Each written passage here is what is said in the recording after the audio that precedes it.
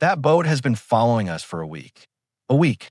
Across empty ocean where nothing should follow anything. Why? How? Who is inside?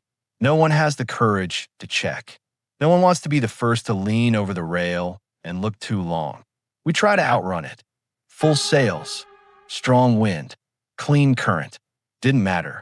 The boat drifted behind us like it was tied to our shadow. Every night it came closer. Every morning it drifted back just far enough to pretend it wasn't watching.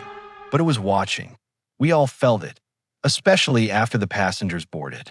3 of them, faces covered, speaking in short, careful breaths. Not sailors, not merchants. They carried nothing except fear. And one wooden box, small, locked, never leaving their sight. That box changed everything.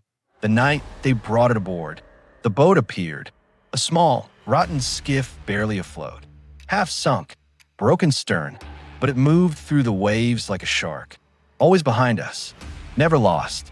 The men argued it was just driftwood, but driftwood doesn't follow wind direction. Driftwood doesn't tap your hull at night. SFX, hollow knock against wood. The first knock came on the 3rd night. One tap, soft, almost polite. We froze. Even a lantern flame seemed to stop moving. We leaned over the side. The skiff floated inches below, touching our hull as if asking permission to board. But the moment lantern light touched it, it drifted back, just a few feet, just enough to stay unseen. The passengers refused to look, wouldn't go near that side of the deck, wouldn't sleep. Something about the way they held that box told me they'd expected the skiff to come, told me they'd seen it before.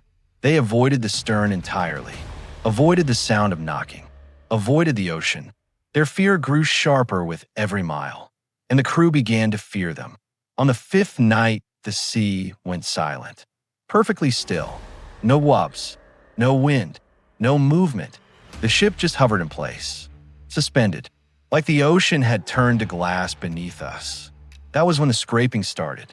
Soft, slow, a dragging sound beneath the hull. SFX, scrape, scrape, scrape.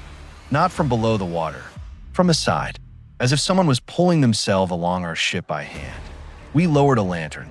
The skiff brushed our hull again, but this time, there was a hand on its edge. Thin, pale, still, just resting there. Not climbing, not reaching, just holding the boat steady as it drifted beside us. We backed away. No voices, no screams, no movement from the hand, only stillness. And in that stillness, every man on board felt the same cold truth. The skiff wasn't following us. It was following the box. The passengers broke that night. One began pacing until dawn. Another prayed non-stop in a language none of us knew. The third, the one who guarded the box, stared at the sea like he expected someone to rise from it. On the 7th night, he snapped. He grabbed the box, ran to the rail, lifted it like he meant to throw it overboard. But before he could, the ship jolted, not from wind, not from waves, from underneath. A heavy shove, almost a warning. The box slipped from his hands, hit the deck. The lock cracked. We all stepped back. A smell rose. Salt, old rope, and something else, like a room where no air has moved in a long, long time. Before anyone could reach it, the box slid across the deck on its own. Not dragged, not kicked, slid straight toward the rail and fell into the water. The moment it hit, the skiff rushed forward. Fast, too fast for a broken boat. It reached the box, touched it gently, and the hand, the pale still hand, closed around it. The sea pulled both downward. No esplas, no bobbles, just gone. The ocean returned to normal within seconds. Wind came back. Waves rose. Our ship moved again. The passengers collapsed in relief. One fainted. One cried. One kissed the deck like it was a church floor. But the crew? We knew better. We'd been watched, measured, followed, not by a ghost, not by a monster, by someone determined, patient, relentless, someone who finally got back what was stolen. At dawn, the skiff was gone.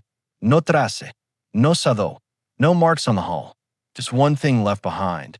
3 taps carved into the wood at the stern. Fresh, clean, perfect. A signature, or a promise.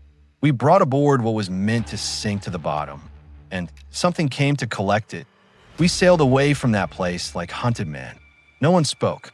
No one breathed too loudly. Every creak of the ship felt like a warning. But the sea doesn't forget, and it definitely doesn't forgive. On the second day, after losing the box, strange things began to happen. Small things, quiet things, but enough to make every man on board glance over his shoulder.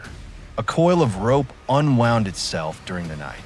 Not dropped, not kicked, unwound, as if someone with careful fingers had taken their time.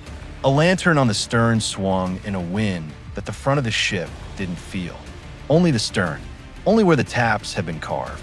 The cook swore someone walked past him in the hold. Boots, wet, one slow step, another, then nothing. We joked he was going mad, but none of us dared go down there alone after sunset. By the third day, the sea fell quiet again. Dead quiet, not peaceful. Waiting for what? At dusk, the ship slowed. Sails full, wind strong, but the hull dragged like something heavy clung to it from below. Men leaned over the side, saw nothing, but the water felt wrong. Too dark, too deep, too still, as if hiding something. Night fell hard. Thick clouds swallowed the moon. Our lanterns barely lit 3 feet of deck. And then the knocking came back. 3 taps. Exactly 3, but not from behind this time. From a bow, the opposite end of the ship. Every man froze. Even the passengers. What remained of their courage evaporated. A second set of taps answered from astern. 3 again. Perfect. Measured. Then the sound we all feared most. Footsteps. SFX. Slow, heavy step. Not on the deck. Under it. Moving from stern to bow. One deliberate step at a time. As if inspecting us. The ship groaned under the weight. Planks stretched. Nails strained. Something where someone was walking beneath our feet. The men backed away from the boards. Some prayed. Some cried. Most simply stared at the deck like it was about to open. The footsteps stopped. Silence. The worst kind. Then a new sound rose. Rope tightening. On its own. We turned. The lifeboat at the stern was lowering itself. The rope sliding through the pulley slow and controlled.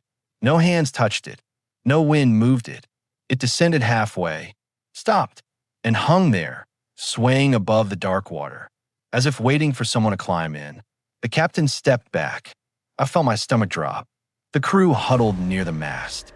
And in the hush that followed, the sea broke, not with a splash, not with violence, just a ripple, a small one, then another, like fingertips touching the surface.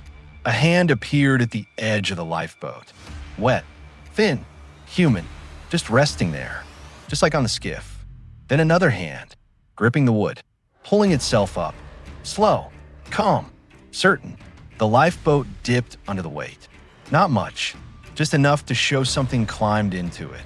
But we never saw a face, never saw a body, only the shift of weight, the rope stretching, the faint drip of water. Then the lifeboat began lowering again, not down into the sea, away from the ship. Something inside was rowing, soundless, invisible, determined. We stood and watched our own lifeboat drift into the fog, guided by nothing we could see, towards somewhere we didn't want to imagine. When it vanished, the sea eased, the wind returned, and the ship felt lighter, as if whatever clung beneath us had finally let go. But at dawn we found something, carved into the deck near the bow. 3 perfect taps. Fresh, clean, still damp. A message, not for the passengers, not for the crew. For me, it took what it wanted, but it wasn't finished. We brought aboard what was meant to sink to the bottom, and now it knows the way back.